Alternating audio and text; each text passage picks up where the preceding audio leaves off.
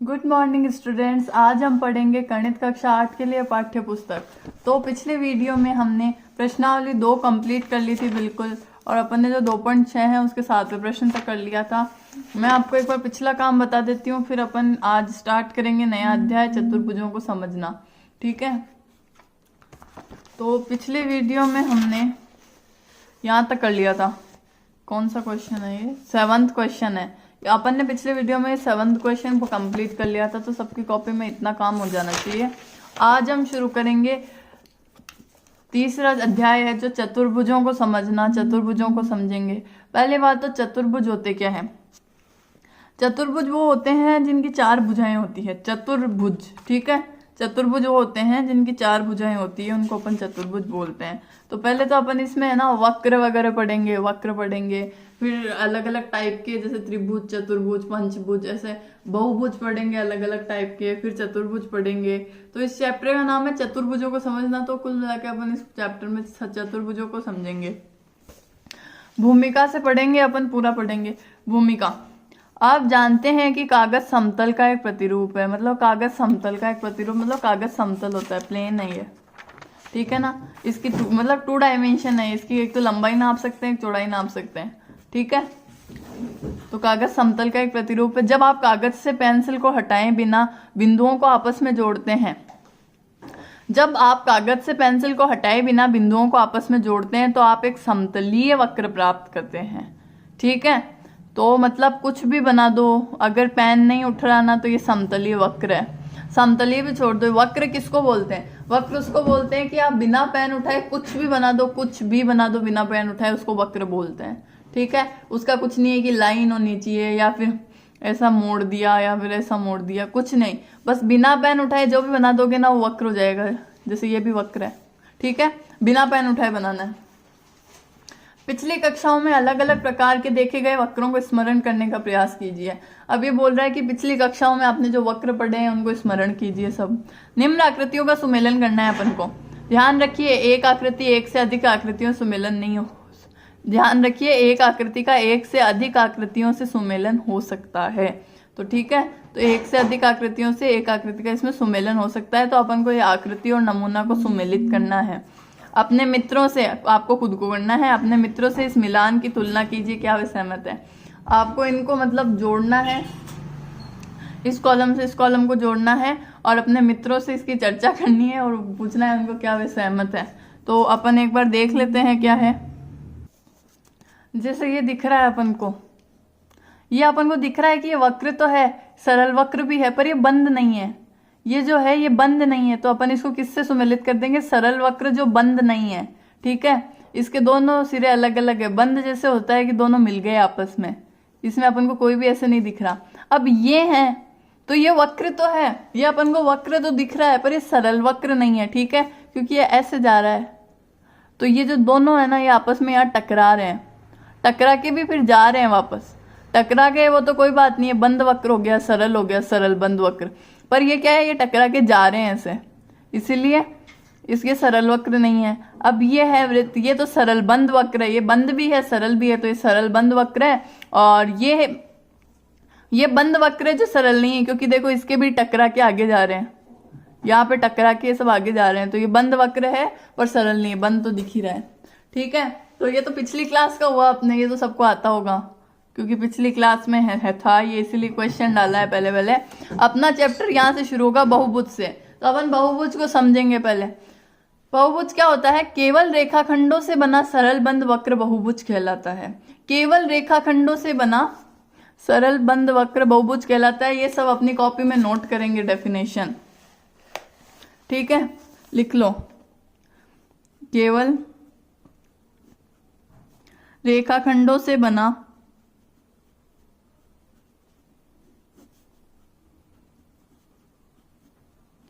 सरल वक्र बहुभुज कहलाता है।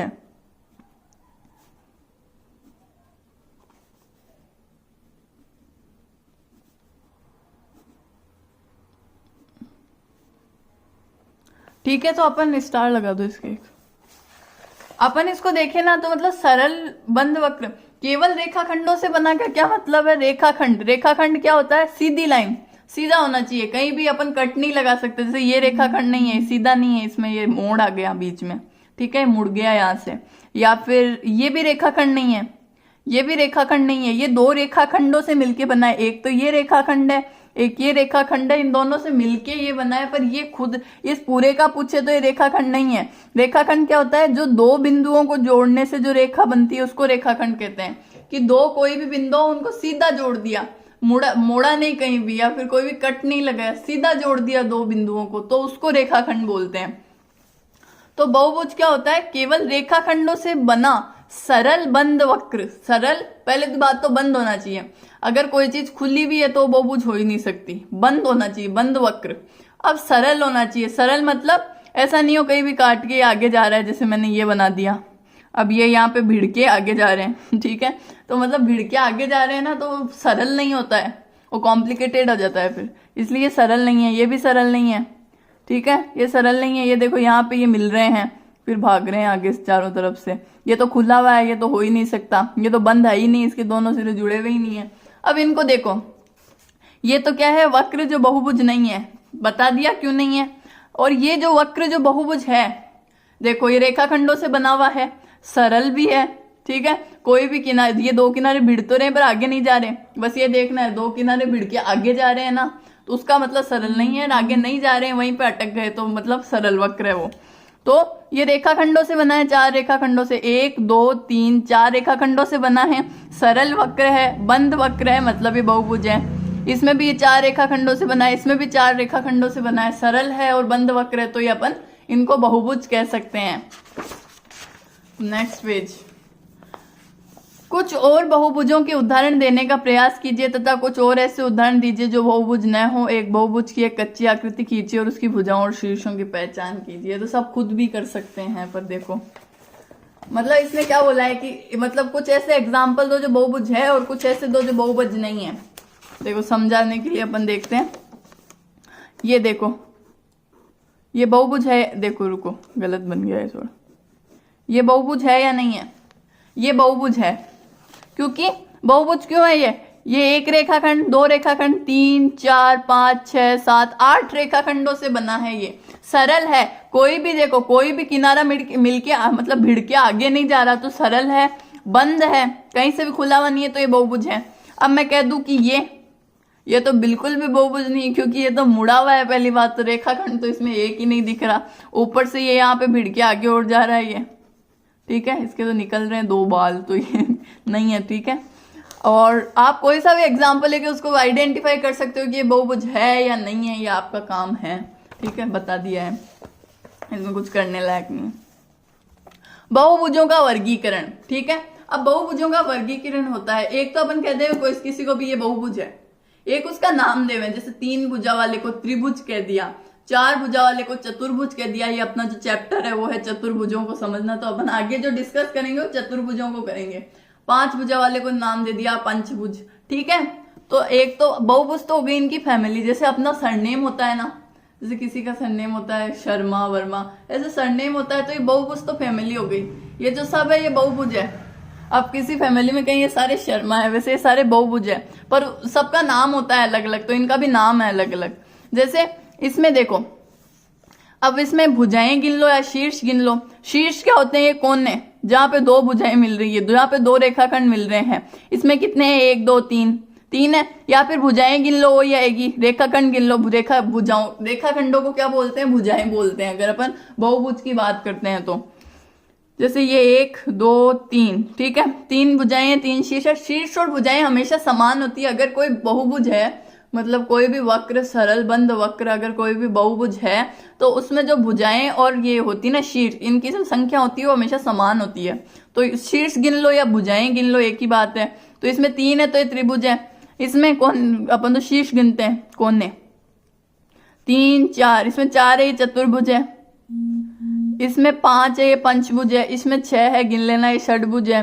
इसमें 7 है, 1 2 3 4 5 6 7 है, सप्तभुज है। इसमें 8 है, अष्टभुज है। इसमें 9 है, यहाँ लिखे हुए हैं देखो भुजाओं या शीर्षों की संख्या 9 है, ये 9 भुज है। 10 है, 10 भुज है। और n भुजाएं हो तो ये n भुज हो जाएगा। मतलब ये मतलब बताना चाह रहा है कि मान लो 10 के आगे भी आपको कुछ कहें जैसे 20, तो ये वो 20 भुज हो जाएगा, ठीक है, उसमें कुछ नहीं है एन भुज। अब एन भुज को अपन बना नहीं सकते क्योंकि अपन को पता नहीं है एन क्या है। एन कुछ भी हो सकता है, 1 2 3 4 कुछ भी हो सकता है नेचुरल नंबर। और एक बात और है कि कोई भी बहुभुज होता है ना, तो उसकी जो भुजाएं हैं, उसके जो शीर्षों की संख्या होती है ना, वो 0 या फिर ये नहीं हो सकती, 0 नहीं हो सकती और माइनस में भी नहीं हो सकती, हमेशा प्लस में होगी। कोई भी बहुभुज होगा ना, तो उसके जो भुजाओं या शीर्षों की संख्या होगी वो प्लस में होगी। और दूसरी बात, ये 1 भी नहीं हो सकती, 2 भी नहीं हो सकती। जो बहुभुज के शीर्ष और भुजाओं की संख्या है वो 3 से चालू होती है, 3 से फिर इन्फिनाइट तक जा सकते हो, मतलब अनंत तक जा सकते हो, 3 4 5 6 7 अनंत तक जा सकते हो। 1 या 2 क्यों नहीं होती? 1 या 2 कैसे हो जाएगी? देखो, अगर मैं कहूं कि ये एक बिंदु है, ठीक है, ये एक बिंदु है, अब मैं इसको कह दूं कि है ना मेरे को इससे बहुभुज बनाना है तो कैसे बना दोगे? किसको जोड़ोगे इससे? कुछ नहीं है, अकेला कुछ भी नहीं कर सकता। 2 ले लो, 2 को ये मिला दिया, ये तो रेखाखंड है। ये बंद कहाँ है, खुला कहाँ है? कुछ नहीं है, तो खुला हुआ है ये। तो बंद कैसे कर दोगे इसको? लेकिन अगर 3 हो तो ये 3 आपस में जुड़ के ये बंद आकृति बनाएंगे, इसको त्रिभुज कह देंगे। तो कुल मिला के मैं कहना चाहती हूँ कि माइनस में नहीं हो सकती कभी भी, भुजाओं या शीर्षों की संख्या माइनस में नहीं हो सकती, 0 नहीं हो सकती, 1 नहीं हो सकती, 2 नहीं हो सकती। दिस विल स्टार्ट फ्रॉम 3, 3 से स्टार्ट होगी, 3 4 5 6 देन इनफिन मतलब अनंत तक चली जाएगी। अब दूसरी बात करते हैं, ये तो हो गई खत्म। किसी बहुभुज का विकर्ण, अब बात करेंगे विकर्ण की, तो ये भी लिखेंगे अपन। विकर्ण उसके किन्हीं 2 शीर्षों को जोड़ने से प्राप्त रेखाखंड होता है। इसको लिख लो, एक लाइन छोड़ के वापस स्टार बना दो। किसी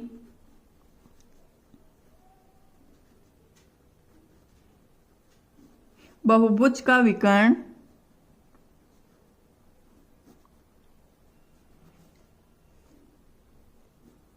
उसके किन्हीं 2 शीर्षों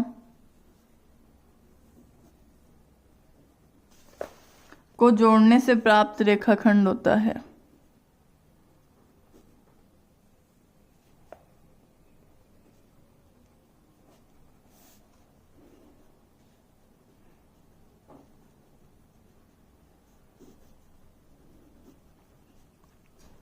ठीक है, इसका मतलब क्या हो गया? विकर्ण क्या होता है कि कोई भी बहुभुज है। अब बहुभुज क्या हो सकता है? त्रिभुज, चतुर्भुज, पंचभुज। अब अपन ऐसे आइडेंटिफाई करके लेंगे क्योंकि अपन ने ये पढ़ लिया है।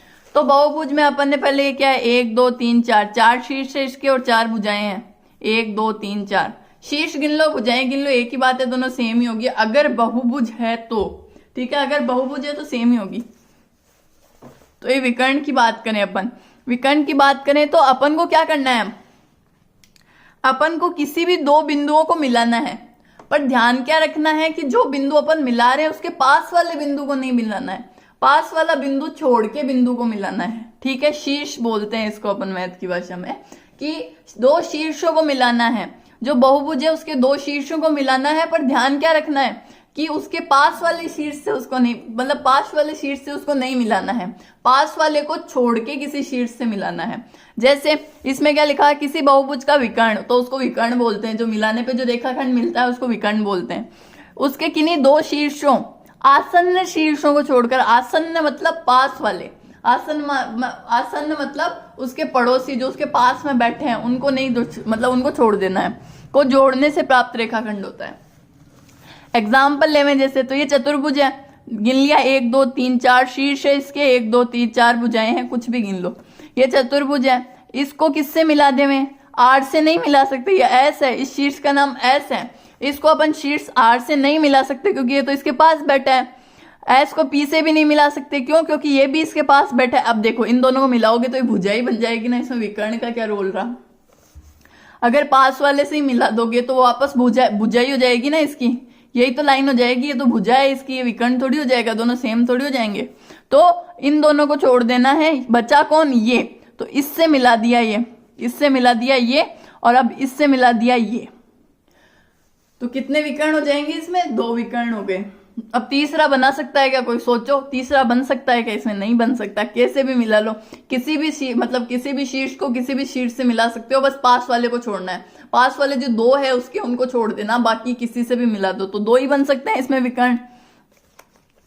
अब है ये कौन सा भुज है, 1 2 3 4 5, ये पंचभुज है। पंचभुज में क्या हो सकता है, अब पंचभुज में ज्यादा बनेंगे। देखो ये डी है, डी को ई से नहीं मिला सकते, सी से नहीं मिला सकते, तो दोनों पास में बैठे हैं इसके। ए और बी दूर है, ए और बी दूर है, ये इनसे जाके दोस्ती करेगा, इससे ये लाइन बनाएगा। पास वाले से तो लाइन बनी हुई है इसकी, ये तो पड़ोसी है ही इसका, पर दूर वाले से इसकी लाइन सीधी नहीं है, तो ये सीधा रास्ता निकालेगा जाने का, इसको विकर्ण बोलेंगे सीधे रास्ते को। एक तो इससे बनाएगा, एक इससे बनाएगा। अब ये ई डी से तो है इसकी, ए से भी है, सी और बी के लिए ये सीधा रास्ता बनाएगा। अब ए है, ए की किससे है, ए की बी और ई से तो है, डी और बी में सीधा रास्ता बनाएगा। तो ऐसे इसमें कितने विकर्ण बनेंगे, 1 2 3 4 5, 5 विकर्ण बनेंगे। स्टार बन रहा है देखो, 1 2 3 4 5, 5 बन रही है, 5 बन जाएगी। पंचभुज में 5 हो गए। ये क्या है अपने पास, ये वाला है, देखो ये त्रिभुज नहीं है, ये त्रिभुज नहीं है, ये चतुर्भुज है। नहीं आ रहा समझ में, देखो अपन को ये नहीं दिया हुआ है आकृति, ये जो डैश डैश वाले हैं तो विकर्ण है, सब में डैश डैश वाले विकर्ण है। आकृति कौन सी है, जो सीधी लाइन से दी हुई है, ये आकृति है। तो इसमें आकृति कौन सी है, ये वाली आकृति दी हुई है इसमें, देखो ये वाली आकृति दी हुई है, दिख गई सबको अब तो। अब विकर्ण कौन से होंगे इसके, कुछ सोचो। चतुर्भुज है ये, 1 2 3 4 शीर्ष है इसके, 4 शीर्ष है तो चतुर्भुज है। भुजाएं गिन लो, भुजाएं भी 4 है इसमें, तो ए किस किस से नहीं मिलेगा, ए बी से सीधा रास्ता है, ए का डी से सीधा रास्ता है, बचा कौन, बचा सी, तो सी से मिल जाएगा जाके। अब बी को देखो, बी किससे, ए से सीधा रास्ता, सी से सीधा रास्ता, डी से मिलेगा जाके। और ये देखो ये विकर्ण है, इसको ऐसे नोट कर देते हैं अपन, नहीं तो मिक्स हो जाएंगे भुजाएं और विकर्ण। अब सी को देखो, सी का ए से सीधा रास्ता है, बी से भी है, डी से भी है, तीनों सी के लिए तीनों पास वाले हैं, सी के लिए तीनों पास वाले हैं, तो सी तो किसी से नहीं मिलेगा विकर्ण के रूप में। डी के लिए देखो, डी के लिए ए है, सी है, तो किससे बनाएगा, बी से, तो बी से तो बन गया। तो इसके कितने विकर्ण हो गए, 2 विकर्ण, 1 2। तो ऐसे विकर्ण बना के आप देख सकते हो। ठीक है, आज खूब सारी बहुभुज बनाना और उसमें विकर्ण बना के देखना किसमें कितने बनते हैं। अब दूसरी बात है, क्या आप ऊपर दी गई आकृतियों में प्रत्येक विकर्ण, क्या लिखा, विकर्ण का रूप दे सकते हैं। आकृति 3.1, हाँ दे सकते हैं, ये गिन लिए हैं अपन ने विकर्ण, इसमें 2 है, इसमें 5 है, इसमें 2 है। ठीक है, ये डैश डैश वाले विकर्ण है, बता दिया है, कर सकते हैं हम ये। क्या PQ एक विकर्ण है, किसमें, इसमें PQ एक विकर्ण है। PQ ये है, PQ को मिलाने वाला PQ है, मतलब PQ को जो P और Q को जो रेखाखंड मिला रहा है उसको PQ कहेंगे। तो ये PQ विकर्ण है, नहीं विकर्ण नहीं है, क्योंकि जो भुजा होती है वो विकर्ण नहीं बनती। भुजा और विकर्ण हमेशा अलग अलग होंगे, कोई भी भुजा किसी भी बहुभुज का विकर्ण नहीं बन सकती। जो भुजाएं होती हैं उनको अपन छोड़ते हैं, क्यों, इसीलिए अपन शीर्षों को छोड़ते हैं। ठीक है, शीर्षों को, पास वालों को अपन क्यों छोड़ते हैं विकर्ण बनाते समय, क्योंकि अगर अपन पास वालों को जोड़ देंगे तो वो भुजा बन जाएगी, इसीलिए उसको छोड़ते हैं। तो PQ क्या है, विकर्ण है, PQ विकर्ण नहीं है क्योंकि ये भुजा है इसकी। LN के बारे में भी आप क्या कह सकते हैं, LN कौन सा, इसमें तो है नहीं LN, L और N को ढूंढो, L ये रहा, N ये रहा, LN, हाँ ये विकर्ण है, क्यों, क्योंकि ये भुजा नहीं है। जो भुजा नहीं है वो विकर्ण हो सकता है, पर जो मतलब भुजा है उसको तो पहले ही हटा दो, जो मतलब दिख गई कि ये तो भुजा है इस बहुभुज की, वो विकर्ण कभी नहीं होगी, वो भुजा ही रहेगी। अब क्या है, एक बंद वक्र में अभ्यंतर और बहिभाग का क्या अर्थ होता है, ये तो इनके नाम से ही दिख रहा है। एक तो अभ्यंतर मतलब अंदर वाला, बहिर्भाग यानी बाहर वाला, ये तो नाम से ही दिख रहा है अपन को। अभ्यंतर और बहिभाग क्या होता है, अब देख लो। जैसे ये आकृति है, इसमें अभ्यंतर कौन सा है, काला किया हुआ है, वो अभ्यंतर है, क्यों, क्योंकि इसके अंदर है। अब इसका ही बहिभाग पूछे तो इसको छोड़ दो, ये बाहर वाला काला कर दो। मतलब कोई भी बहुभुज है ना, उसके अंदर वाला तो क्या है, अभ्यंतर है, और बाहर वाला बहिभाग है। जैसे ये है ना, ये गोला है, यह बहुभुज है, नहीं है ये बहुभुज, ये तो रेखाखंडों से बना हुआ ही नहीं है, तो गोल है।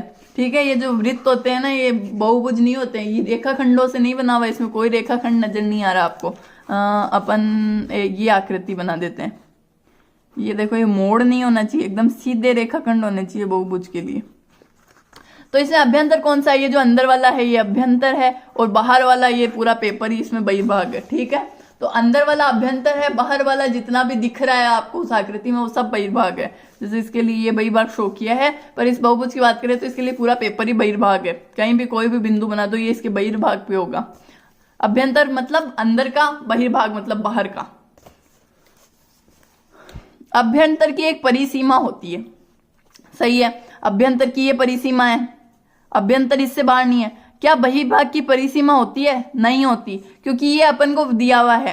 जैसे ये आकृति अपन को दी हुई है तो इसके बाहर कितना जाओगे, ये सब इसके बाहर है। ये मेरे पास जितना भी पड़ा है, ये जो मतलब ये जो मार्बल की आपको पट्टी दिख रही है ये भी इसके लिए बहिर्भाग है, पूरी दुनिया इसके लिए बहिर्भाग है। मतलब क्यों? क्योंकि ये इसके अंदर वाला तो दिख रहा है, इसके अंदर वाले की तो सीमा है, ये खुद सीमा है। अंदर वाला कितना होगा, जैसे मैं मेरी बात करूं तो मैं जितनी हूं मेरे अंदर कितना होगा, उसकी एक सीमा है कि मेरा जो हाइट है, मेरा जो वेट है, उसमें सीमा है मेरी कि ये मेरे अंदर होगा। पर बाहर की सीमा है क्या? नहीं, पूरी दुनिया ही बाहर है। मतलब मेरे लिए तो पूरी दुनिया ही बाहर की चीज है, या फिर पूरा ब्रह्मांड ही बाहर की चीज है, तो उसकी कोई सीमा नहीं है। क्या सोचोगे आप? इस ऐसे आकृति का है कि इसके अंदर तो अपन को दिख रहा है कि ये अंदर वाला तो अभ्यंतर है और इसकी परिसीमा है, ये वाली इसकी परिसीमा है, इसके बाहर नहीं है अभ्यंतर। पर बहिर्भाग की कोई सीमा नहीं है, इसके लिए पूरी दुनिया में जो भी है सब बहिर्भागी है। अपने दोस्तों के साथ चर्चा कीजिए, कर ली दोस्तों के साथ, सबके साथ। उत्तल और अवतल बहुभुज अपन अगले नेक्स्ट वीडियो में पढ़ेंगे, लेकिन आप ये सब एक बार वापस पढ़ना और सोचना इसके बारे में। अभ्यंतर और बहिर्भाग वापस पढ़ना, ये जो त्रिभुज, ये चतुर्भुज, ये सब होते हैं, शीर्ष गिन गिन के देख लेना, विकर्ण बना के देख लेना, और क्या लिखा था आपने, और बहुभुज बना के देख लेना, ठीक है, कौन सा बहुभुज है कौन सा नहीं है। और लास्ट में ये बात है कि बहुभुज क्या होता है। बहुभुज सरल रेखाखंडों से बनी हुई आकृति होती है। कोई भी मोड़ है किसी चीज में, कोई भी मोड़ बना दिया अपन ने किसी चीज में, तो वो मतलब बहुभुज नहीं है, वो आकृति है पर वो बहुभुज नहीं है। और एक बंद होना चाहिए, जो भी चीज बंद नहीं है तो वो बहुभुज नहीं है, और ये सरल होना चाहिए। सरल का मैंने क्या बताया आपको कॉन्सेप्ट? सरल का मतलब ये होता है कि भाग नहीं रहे। जैसे ये दो किनारे यहां मिल गए, ये दो किनारे, अब मैं ये बहुभुज की बात नहीं कर रही हूं, मैं सरल वक्र की बात कर रही हूँ। वक्र कुछ भी हो सकता है, वक्र रेखाखंडों से बनाओ जरूरी नहीं है, बहुभुज रेखाखंडों से बनाओ ये जरूरी है। तो मैं यहाँ वक्र की बात कर रही हूँ, तो ये वक्र है, ये सरल वक्र कब तक है? वक्र सब होते हैं, वक्र तो कुछ भी आडी टेढ़ी आकृति बना दो। ये जो पेन उठाए बिना मैंने ये बनाया है ना, ये भी वक्र है। लेकिन मैं इसकी बात कर लूं, ये वक्र है, ये अभी सरल वक्र है क्योंकि इसके सब किनारे क्या है, ज्वाइंट है। पर अब क्या होगा, ये अगर ये किनारे छोड़ के भाग गए इनको आगे, ये क्या हुआ, भाग गए आगे और फिर मिले नहीं जाके, तो भाग गए, तो मैं इसको क्या कह सकती हूँ कि ये सरल वक्र नहीं है। और जब तक ये नहीं भागे थे तब तक ये सरल वक्र था। ये कॉन्सेप्ट है इसका, ठीक है। तो ये काम है आज का, ये दो परिभाषाएं लिखनी है खाली। तो आज का वीडियो ही खत्म होता है, सब रिवाइज करेंगे आज जो पढ़ा है उसको।